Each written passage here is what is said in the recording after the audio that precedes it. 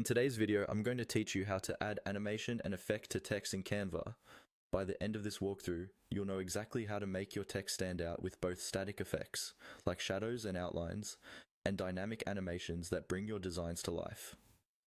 First, open your design in Canva, or create a new one with any template or custom size you like. Once your design is open, start by clicking on the text you want to edit. This can be a heading, a subheading, or a smaller body text box. When you click on the text, you'll notice a border appear around it and a toolbar at the top of the screen. This tells you the text box is active and ready to be customized. If you have multiple text elements, make sure you've selected the correct one before moving on.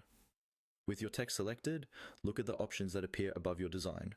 Among the font, size, color, and alignment tools, you'll see a button labeled Effects. Go ahead and click on that. This opens a panel, usually on the left or just under the top toolbar, showing a range of text effects you can apply. These aren't animations yet, they're visual styles that change how your text looks even when it's not moving. From here, you can select the text effect that best fits your design. You might see options like shadow, lift, hollow, splice, echo, glitch, neon, or background, depending on the version of Canva you're using. Click on any effect to instantly apply it to your text. After selecting one, you'll typically get additional sliders and controls, such as intensity, direction, blur, or color.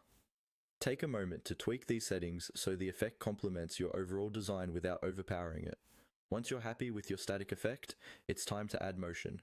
With the same text still selected, look again near the top of the screen for a button labeled Animate. Click on Animate to open the animation options.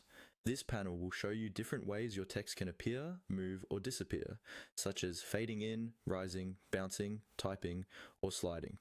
Now, select the animation you want.